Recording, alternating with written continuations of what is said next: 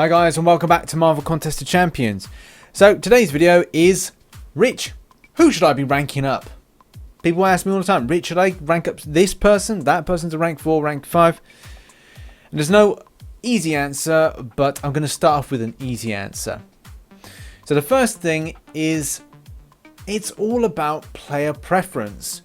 And some of the things that I decide to do with regards to ranking up a character is if I enjoy playing it first and foremost. Because if you've got a strong champion because people tell you it's a strong champion and you decide to rank it up, you may feel that, hang on a minute, I'm not actually enjoying playing this champion, I'm just playing it because I've been told to play it. The fact of the matter is, rank up champions that you enjoy playing. The next thing is how useful a champion is, because that's the next step. It's largely picking a champion that is good for different circumstances.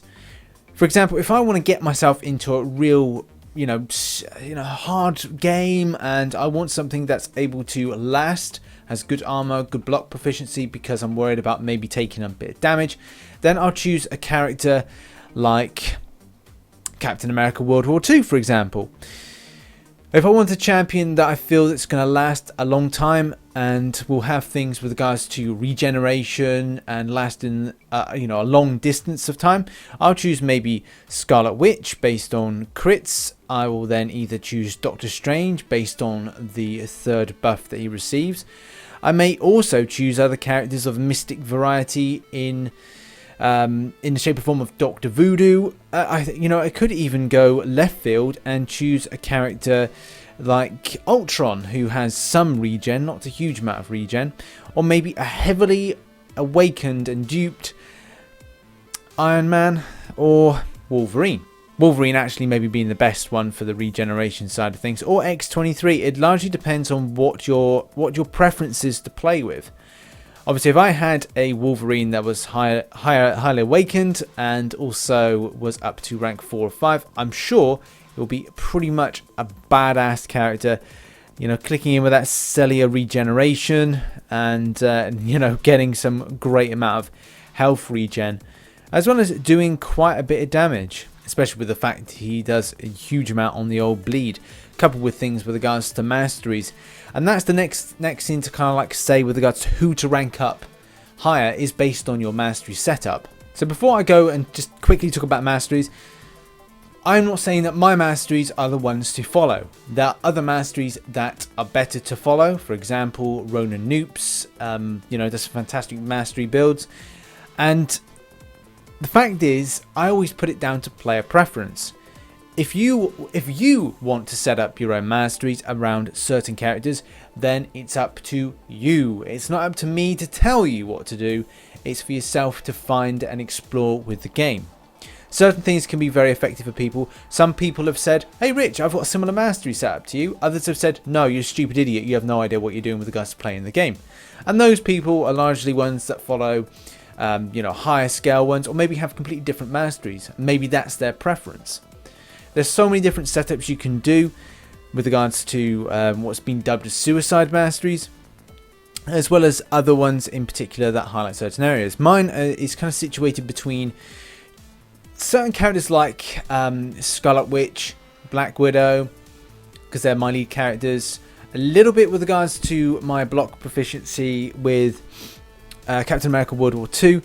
We've got Deep Wounds, which kind of affect quite a lot of the characters that I use, including, obviously, we just talked about ones like Wolverine. Helps out with other characters that do any kind of bleed ability. So I've got Elektra, I've got Black Panther. Things that are really kind of helpful with that. Any with regards to crit damage is really helpful for anybody. So it's really characters that are beneficial for you and your player ability against what you've got as a mastery setup. So people might ask, why did I choose these 4 to start with? I've got a lot more I can rank up to rank 5, believe me. I chose Captain America World War II because of a little bit with regards to masteries. If I went down a full mastery with block proficiency, I'm sure that he will come into his own. But I use him a lot when it comes to Alliance Wars because of the block ability, block proficiency. Also, the fact that the bleed on the L2 is insane, and getting against characters that are more tender and less robotic is always handy. Black Widow is a given, highly awakened. I think she's up to level 60, I want to say, and her abilities are just brilliant for crit. She's a crit master, so I've got crit rate, crit damage on my masteries, so therefore she's a logical step. Ultron is kind of a little bit of on the fence. There's lots of decent abilities within his signature ability. When I'm talking about, I mean the buffs that the character gets. You know, you got armors, your evades, your stuns, your bleeds. He's kind of like a full package, and is absolutely a complete badass when he comes up higher with regards to signature levels. You put him up to about 80 and he's just like unstoppable. Great for a defender in Alliance War, so hence he is up to rank 5 to be really helpful for my alliance. Miss Marvel's handy as a backup because sometimes I put this character into my alliance quest and I find that I've got to go down the poison route, and obviously the character is poison immune. The stronger the character, the better. And she's a high signature level. She's up to 36, not hugely up there, but the energy absorption is helpful at times. Not amazingly helpful, but still is really good. Direct damage with it, and also Fury means that this character is a really good kind of all-round champion. I know people will kind of say, well, not so much for me, but I thoroughly enjoy it. I think she's a great champion to play with.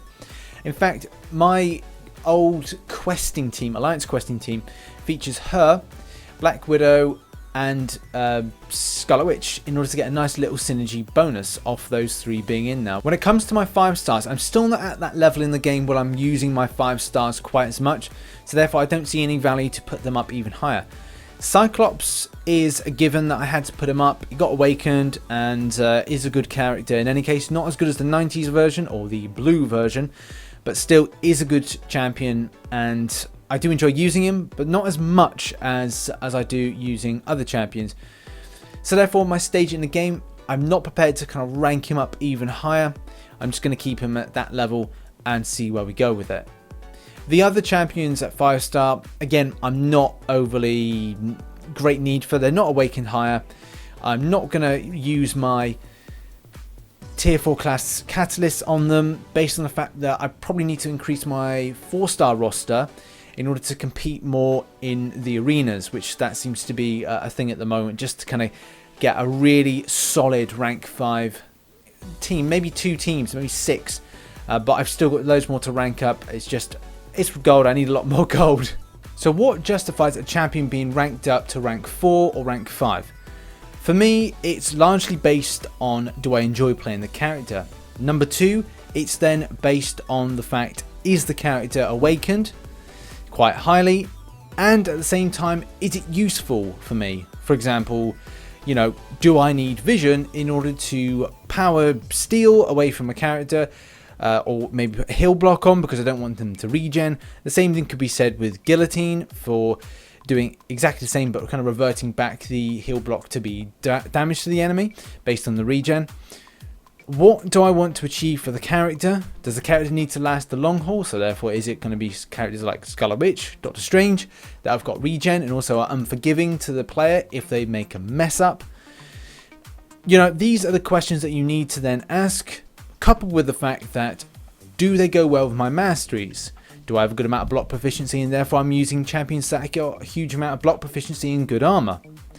You need to ask these questions of yourself, these key questions, when you're ranking up a character, and that's largely the pointers with regards to the times that people say, Rich, who should I rank up? Should I rank up this person, that person?